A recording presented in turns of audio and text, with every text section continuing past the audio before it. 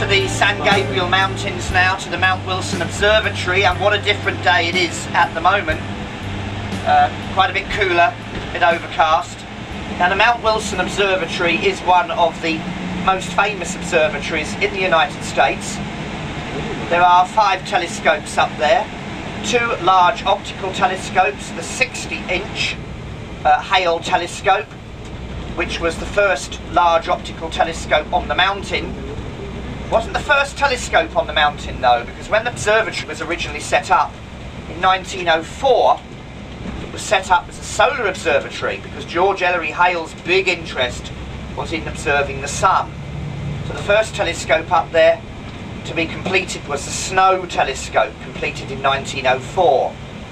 There are 2 other solar telescopes up there, the 60-foot solar tower and the 150-foot solar tower, and you'll see again both of those today.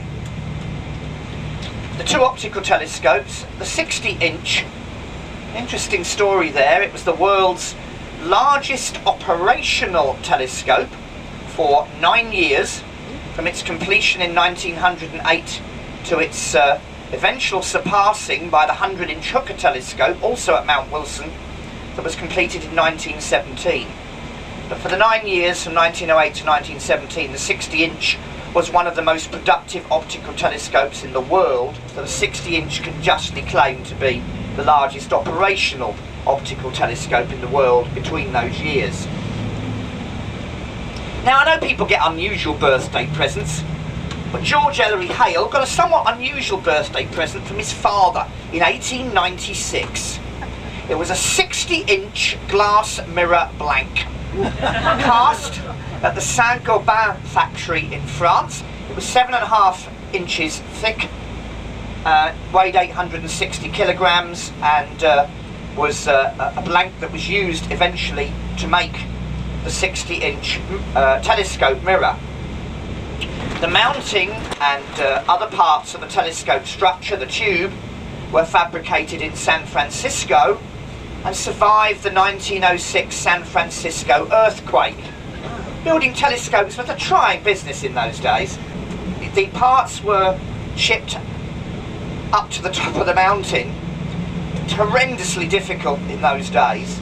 5,715 feet is the height of the observatory above sea level. Now you might say, well, why on earth put it there overlooking a huge city like Los Angeles? Quite simply, Los Angeles wasn't that big in those days. Over the century or more since the 60-inch was completed, obviously the light pollution of Los Angeles has grown to be worse and worse. But there is a natural temperature inversion on the San Gabriel Mountains that tends to hold the smog and the cloud below the summit of the mountain. It also has extremely steady atmosphere up there. So it was a pretty good place to build an observatory in the early part of the 20th century at any rate, so Hale chose well.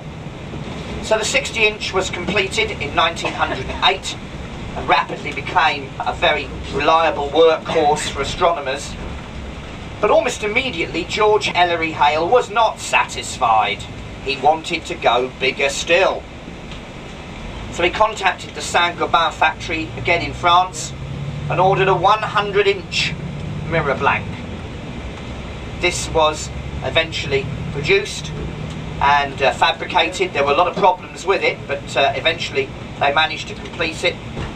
And again, the enormous task of hauling this even larger mirror blank and the enormous amounts of ironmongery for the massive mount that the telescope was going to be put on.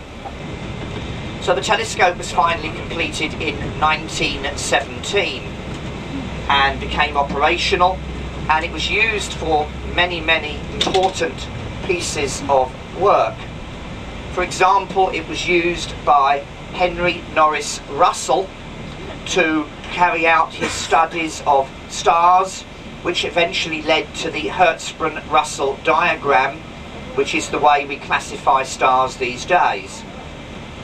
It was also the telescope on which a very famous man, Albert Michelson, built an interferometer with which he was the first person to measure the diameter of supergiant stars, notably Betelgeuse. And this, of course, was very important again in a piece of a jigsaw fitting into the classification of stars, and eventually the famous Hertzsprung-Russell diagram with the giants and supergiants off to the upper right of the HR diagram. Now, one of the people who'd been involved in the construction of the Hooker telescope was a man named Milton Humason. Milton Humason began his life as a mule driver, because everything had to be hauled by mule up the tracks to the top of Mount Wilson. But once the telescope was completed, Humason rapidly found himself embroiled in the main work of the observatory. Just like Clyde Tombaugh at Lowell started off as a very lowly worker and rapidly rose up the ranks, so did Milton Humason. And Humason eventually became a very accomplished professional astronomer in his own right. And Humason worked, of course, with Edwin Powell Hubble, who is probably the name most associated with the 100-inch Hooker telescope.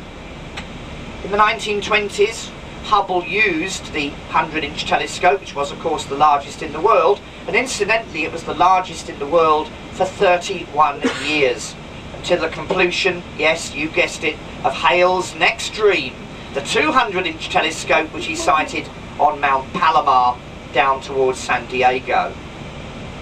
With the 100-inch Hooker telescope, Hubble, of course, made observations of the so-called spiral nebulae, realised that these were galaxies lying well beyond our own.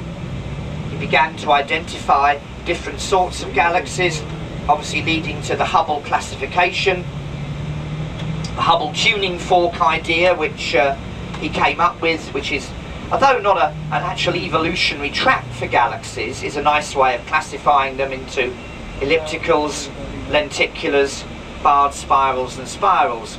And a lot of that work was done at Mount Wilson.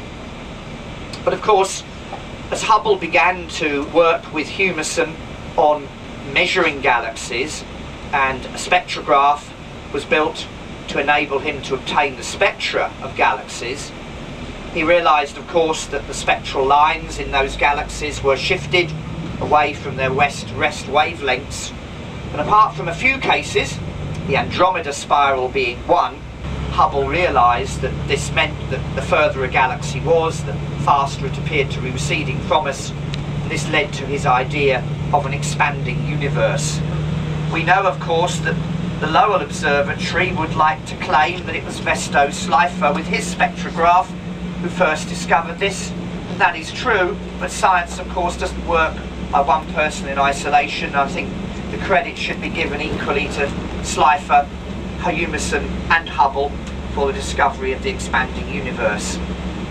So all of that work went on at Mount Wilson at that time, and it became a very important observatory.